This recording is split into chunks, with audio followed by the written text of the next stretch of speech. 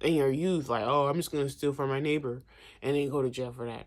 And okay, well, now I'm gonna sell some drugs and go to jail. Like, you have to, like, once you understand your vision and direction, it definitely helps you. It's like GPS. Once you put in the destination, the blue line, I use Apple Maps. That blue line is not on every single street. It gives you maybe 1 to 4, maybe 5 options from where you are to get to where you want to go. But every street on the map is not lit up. Every street does not lead to your goal. Some streets don't even, they're not even complete streets, they're dead ends. No, some streets, the way they are, they do curvy things. So it starts off looking like it's going your direction, the where you want to go, and then it's actually like going west or east or different. Every road does not lead to where you want to go. And especially when you're using GPS, lately I've been using, you can choose how you travel. And so, because I'm in New York, it's more suitable to use trains and buses and mass public transportation. So, but even public transportation, sometimes I have to walk 20 minutes between. One time it was like 30 minutes. Oh, my feet was hurting so bad. But you have to walk between trains and buses. They're a little dirty. You have to have a Metro card or different. Not all trains take the same kind of payment. And then I might throw in a lift in between routes. It's a lot. And that's not just a lot of time usage, but that's also a lot of money usage. I'm using a lot of resources to get to my destination. I'm not even telling you what the destinations are and why I'm going there. I'm just telling you, any destination that you really want to go to, it takes up a lot of resources. I don't know why I'm thinking of DSPs. If you are a producer or a musician that's familiar with producing and engineering software, DSP is like the storage on the software for music equipment. And so sometimes you have a lot of plugins or these effects that you can put on sounds. And you'll have so many effects that it takes up the DSP storage on that software. And so if you want to add another plugin, basically it's like calling an app, and an app is like a filter, right? Then you might have to get rid of another plugin, or you might have to offload, you may have to deactivate other softwares to free up some of that available storage on that app or on that DAW, that digital audio workspace. That's just a little producer music jargon right there, if you can understand it. Or let's just say your iPhone or Android. But mostly let's say iPhone, because they are notorious for updates. And sometimes I have iCloud and a lot of iPhone storage. There was one season where my thing was, I thought I got the 2 terabyte. Like, I'm like, yeah, I'm gonna get the 2 terabyte storage. And that meant nothing for a minute. I'm like, why is my phone still saying it doesn't have storage when I have this iCloud storage? So I had to learn. Oh, this is like, what made me angry with iPhone sometimes, that and Apple products, is that they be so technical and in these little limiting boxes sometimes. So iCloud storage does not equal iPhone storage. And it doesn't automatically like just, you know, eh. Anyway, I had to end up deleting things off my phone, which I didn't want to do. I would want it. 2 terabytes is a lot. You can put it on the iCloud. But I had to delete things off my phone. Or make sure it's just backed up on iCloud storage. But my phone showed me like, okay, you have obviously like a lot of people with a lot of photos. Then you have these large files. Then you have games, gaming apps, certain apps on your phone. And so there was one time I went to, oops. There was one time I went to do something on my phone, and I just had to not only delete photos, but I had to delete apps. But if you delete apps, it still kind of have a memory in the cloud. So I could re-download them. And sometimes when you delete apps, this is, do you want to completely delete the app where it takes away all your data, or you just want to offline it, right? So you're just putting it in the background. It's not going to take up so much energy. So between music software, cell phone software, you have to think there's a common truth here. There's a universal truth here. That's like with humans. If we take up too many activities that, just too much going on, we don't have the capacity to take on what we really want to take on and do what we really want to do. So sin is like that. When your life is full of sin, it's like a bunch of apps you don't need, you don't use. And matter of fact, these apps are causing the phone to get sick. These plugins are causing your audio, your song to come out trash. You're not producing a great song. You're not being fully productive on your phone. So, you have to, and the sin shows up in our behavior. So, spiritually, you have sin, but in your reality, you're doing things that don't serve you. And so you can't really, why did I need, it was something that was so urgent that I needed to take everything off my phone. I'm like, freak, I really want this video, but I had to delete it. Because I can't even remember what it was. I wish I did. But sometimes something so critical wants to occur. God's glory wants to occur so badly in your life, but you have too much other stuff going on. That for one, let's just say, because God could do anything, right? He just slaps his glory right on top of your sin. Your sin is going to corrupt his glory. Your sin is going to corrupt how it comes out. I recorded this song, it was so beautiful. And I said, let me come back to it the next day and work on it. Do you know, again, music people, all the clips were there, but there were no audio. There's no waves. There were no waves inside the clips. So this was the weirdest thing. I never had this issue.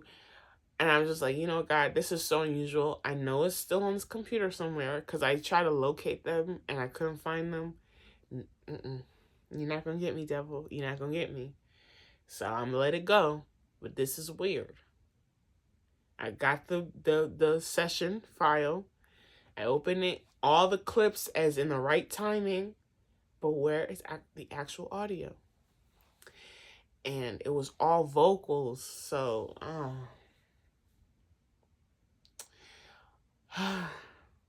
so, your one thing can distort another thing. One element can alter and shift another element. So God wants your vessel to be as clean as possible, as unused up as possible, so he can drop his glory in you. So now you're running his applications. You're running his glory. You're playing his music. Now, there's levels to that. Did I sell you on God just yet? You might say, look, what does God's glory sound like in the first place? What is his song? Like, I've made a really cool beat though. Like, you tell me his song is cooler than my beats? No, I have I know Android users, it's easier for you to have like open software. And so some of you guys be rigging your phones so that you can like put these apps on your phone, like VPN stuff and whatever, but Apple is so, again, like controlling of their software. So you cannot just download any app. You can't just use any open source. So you can kind of rig your phone more with an Android, right? And people sometimes rig their phones because they they can code themselves. They're really good at coding and creating certain things. So they say, like, I want the device, but I want to put my software on here. I want to put what I want to see on my phone. Some people, they play these games that require the software to be open source. So you might have a reason for why you've configured your phone a certain way. And you're like, now look, you want me to give up all this configuration for this? What is so good about God's song? What is so much more exciting than what I've created? And that's the glory of the relationship. Find out. But you can't tell me the creator of creators. If you're a creator, he created you. So he's the creator of creators. He's the creator of, also, we're the creation. So we are the egg and the chicken. God created that whole thing. Which came first, the egg or the chicken? God. You're telling me, and I have to remind myself every day, God's will. Our God who art in heaven, hallowed be thy name. Thy kingdom come, thy will be done on earth as it is in heaven. You know, like, not my will, God, but your will. Because you telling me my own will is greater than God's will? My vision for my life is greater than God's vision for my life? What I want to do is greater than what he wants me to do? And the illusion is yes. Or the illusion is no. Your own way is greater than his way. What you want to do is greater than what he wants you to do. Your love is greater than his love. That's the illusion. And so that also creates a sense of, to be honest, blasphemy. And in the most humblest way, it's very arrogant. Because it's actually not true. So you're just going to keep saying it because you want to refuse taking heed to Christ. Now, since I'm already since I'm already in love and in relationship and I'm with it, nobody have to tell me to go to church, nobody have to tell me to open my Bible and read it, nobody have to tell me to pray, nobody have to tell me to fast, nobody have to tell me, because I want to do it, like I love it. I'm not bragging, I'm just saying I love it. It's kind of hard for me to not hard, it's just like, I love you, Lord. It's draining because I know there's so many people who are so resistant. I don't feel like arguing. Like, if I'm telling you, like, I just had some ice cream, I'm not about to spend a lifetime trying to get you just to taste the ice cream. Because tasting it that's just the small sample of having a whole bowl. I want to tell y'all about the bowl, the whole buffet, the whole glory. And it's some of y'all just getting stuck at getting a spoon out the drawer. Getting a napkin, come sit down. Just taste it. Shoot, use my spoon. Taste it. You won't even open your mouths. Nevertheless, will you feel that joy in your gut and your taste buds. And so, I'm just draining because it's like, God, whew, you got to convince people to want $1 million, $1 trillion, billion, infinite amount of dollars. I got to convince people about real love, true love. I got to convince people about health and wealth and abundance.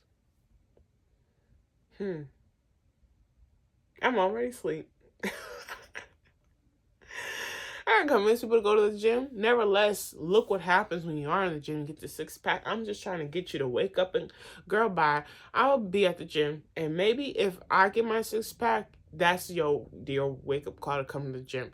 I'd rather live it out than to sit here and just talk and talk and talk. Because some people, they will drain your energy. Well, how do you know? And I've heard people say, well, God, the Bible and stuff came from the slave masters and da.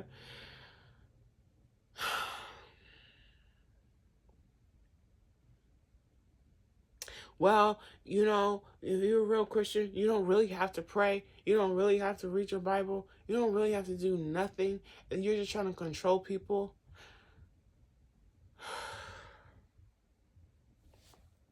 Somebody told me, well, the Bible doesn't say that you have to be married to have sex.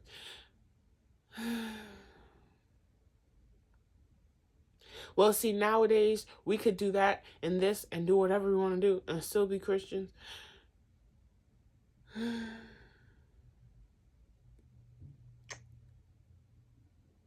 I really don't like being political with Christ no more. I used to have time, maybe because I was, I can sometimes seem like I'm smart. And so I would get in almost into these intellectual debates. And I'm really getting into these intellectual debates with unintellectual people, which makes me unintellectual. And then I just did all that, and you're still not going to do any part of what I just said. I just gave you a whole great argument, and you still don't do what you want to do. So I don't feel like I got out of my ego about that, and I'm in the spirit. I'm just letting you know. There's something, once there's getting to the door, and then there's getting inside the door, and the party that's on the inside of the door. The glory of God that's on the inside of the door. Now, I'm not going to just fool you here now. God's glory is great, but his glory isn't just in external terms. Oh, so much money and wealth and power. And he's also going to recondition your mind, your belief system, how you see things, how you process things. And therefore, a new power comes, because greater is he that is in you than who is in the world. Meaning the real power happens on the inside. It's not really what happens on the outside of you. It's on the inside. You can be rich and be miserable. You can live in one of the considered the greatest countries in the world and yet want to live on Mars.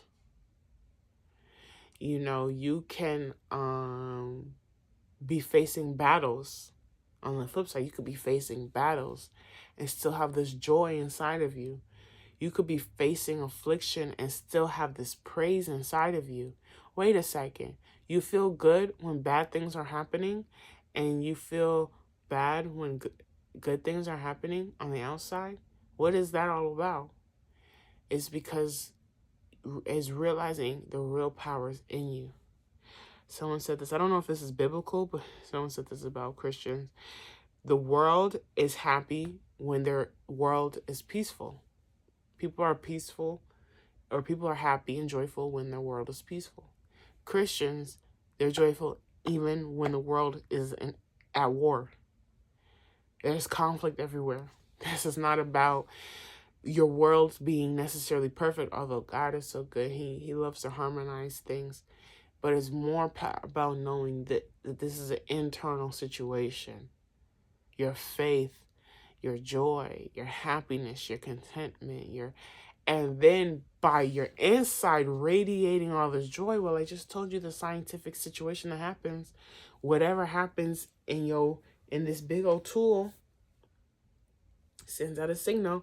So even though, yes, you're happy in your storm and you find joy and you find praise during your storm, you're still emitting God is not ricocheting life. The spiritual realm is not ricocheting what's happening. It's ricocheting how you feel about what's happening. It's echoing what you feel about it. So whether you really are healthy, no doctor said anything's wrong with you, or you have cancer, it doesn't matter. Your joy better be like on high, and then it will radiate to the universe. Like, oh, this person's healthy. Because you feel your joy, you're vibrant. Nobody knows you're even sick.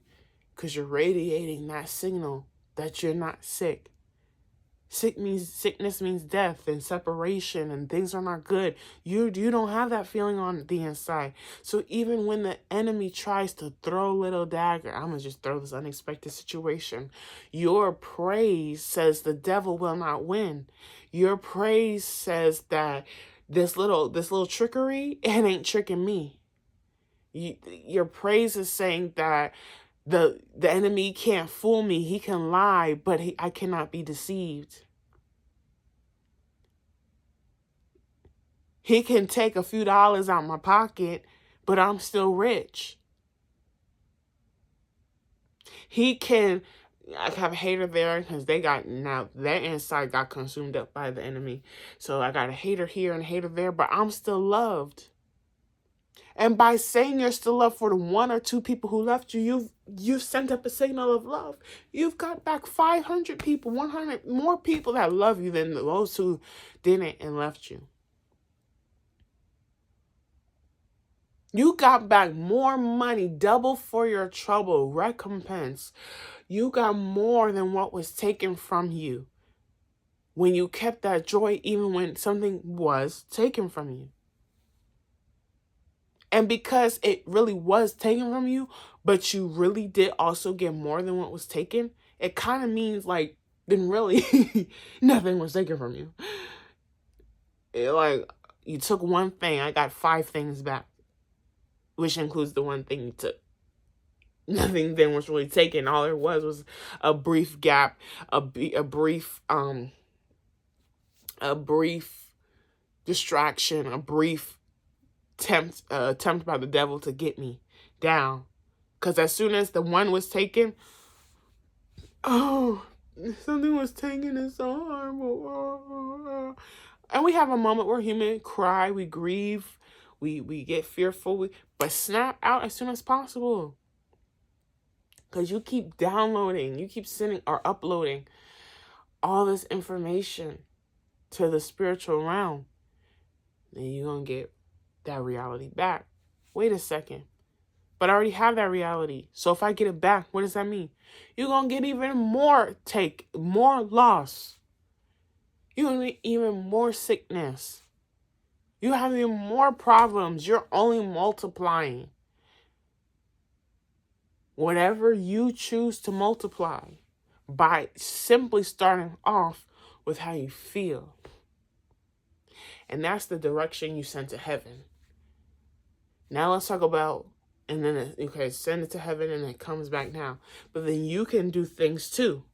So if you're living in fear, what do you think your hands are going to do? What are you really going to build? Yeah, I don't believe in myself. I'm just going, like, I'm a singer, right? And I have some videos. Recently I was on stage. I'm still touring this week. Yeah, I'm a singer. Oh, no, you could say, like, I am a singer, but I don't believe in myself. So if I don't believe in myself, why would I take all these trains and buses and stuff to the city to get on stage? Why? That to me, that'll be a waste of time. You know people like that? They start naming excuses. That's a waste of time.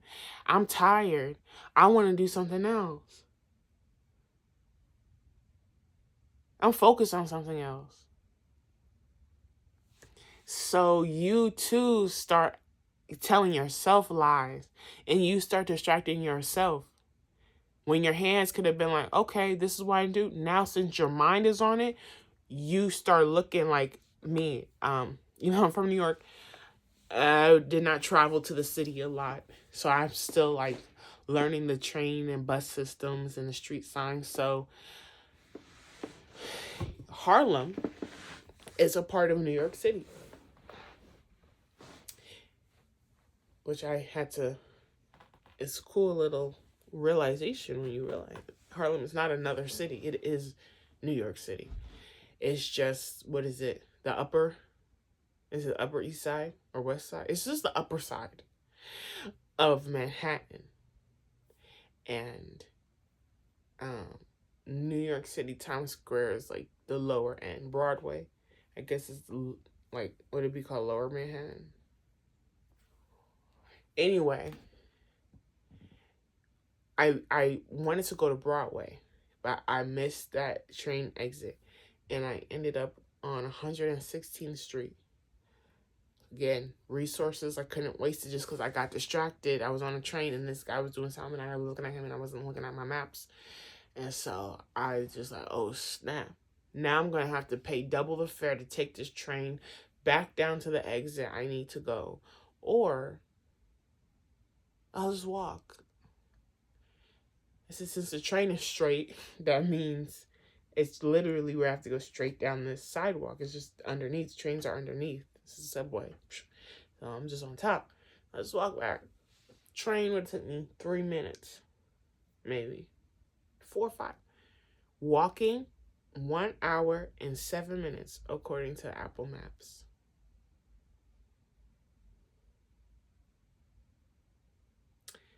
But I didn't want to spend money on a mistake, so I said I'll walk.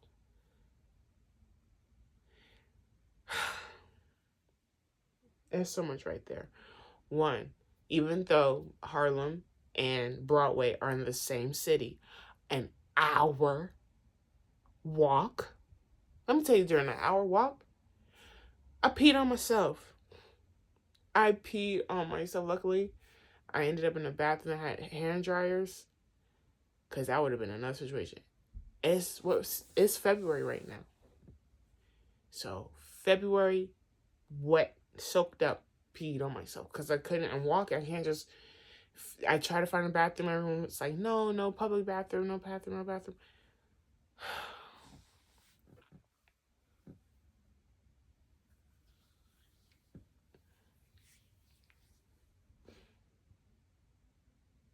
All because I got distracted. And I'm not blaming the man. I'm telling you, like, Dyer, why did you get yourself this? Why, Dyer? Why? The man could have did whatever he was doing. 10 people could have did whatever they was doing. Why was I looking at them? Why was I sticking to my maps? So now it goes into the second understanding of what this example is. When you sin and you live a fallen life, God will still give you a chance to get back on course.